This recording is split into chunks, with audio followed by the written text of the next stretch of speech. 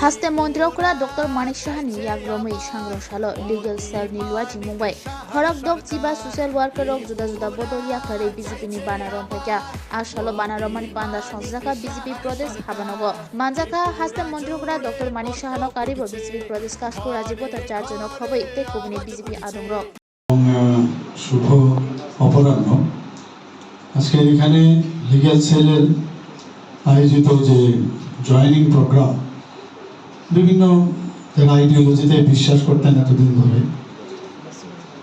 তারা ভারতীয় জনতা পার্টির পতাকা তুলে আসতে চেয়েছেন এবং আপনারা সেটা আজকে এই পার্টি অফিসে এসে তার জানান দিয়েছেন এবং সেই উপলক্ষে আমরা যারা মঞ্চে এখানে উপস্থিত আছি আমাদের ত্রিপুরা প্রদেশ বিজেপির মাননীয় সভাপতি শ্রী রাজীব ভট্টাচার্য মহোদয় উনি আপনাদের সামনে আমাদের পার্টির আইডিওলজি এখানে রেখেছেন।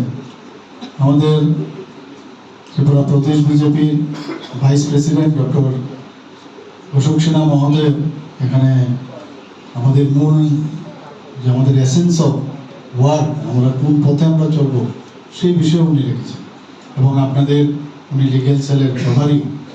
তাছাড়া উপস্থিত আছেন ত্রিপুরা প্রদেশ বিজেপির মাননীয় ভাইস প্রেসিডেন্ট অ্যাডভোকেট শুভ ভৌমিক মহোদয়, উনি বহুদিন ধরে আপনাদের সাথে কাজ করেছেন যারা সিনিয়র যারা আছেন, আর যার নেতৃত্বে আজকের এখানের এই সমাবেশ আমাদের লিগ্যাল সেলের মাননীয় কনভেনার শ্রী বিশ্বজিৎ অ্যাডভোকেট বিশ্বজিৎ দেব মহোদয়।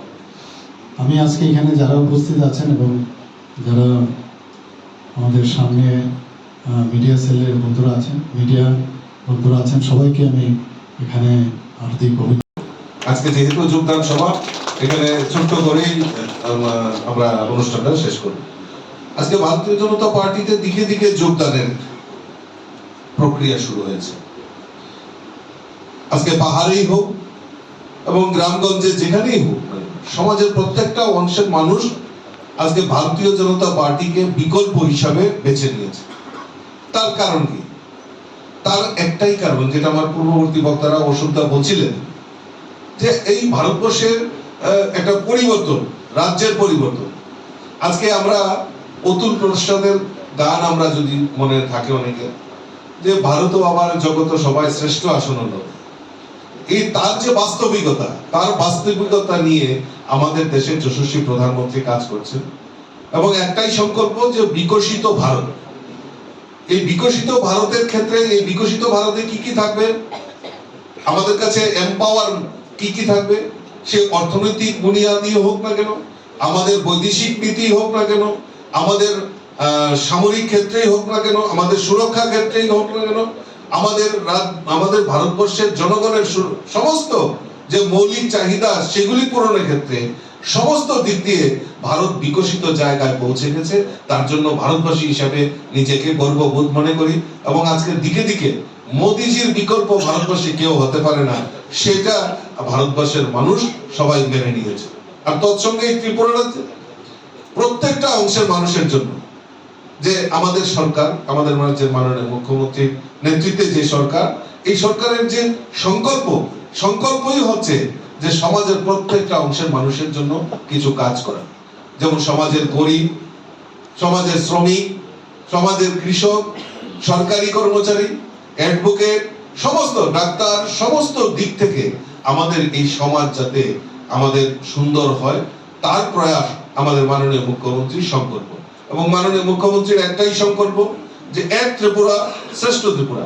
এই এক ত্রিপুরা শ্রেষ্ঠ ত্রিপুরা করার লক্ষ্যে মাননীয় মুখ্যমন্ত্রী আমাদের পথ নির্দেশক, আমাদের জন্য কাজ করছেন এবং প্রত্যেক দিন কোনো না কোনো পরিকল্পনা নিয়ে আমাদের মাননীয় মুখ্যমন্ত্রী এই রাজ্যের সকল অংশের মানুষের জন্য যেভাবে কাজ করছেন, তার নিরিখে দাঁড়িয়ে মানুষের মধ্যে একটা আত্মবিশ্বাস জন্মেছে যে না, অন্য কোনো বিকল্প হতে পারে না।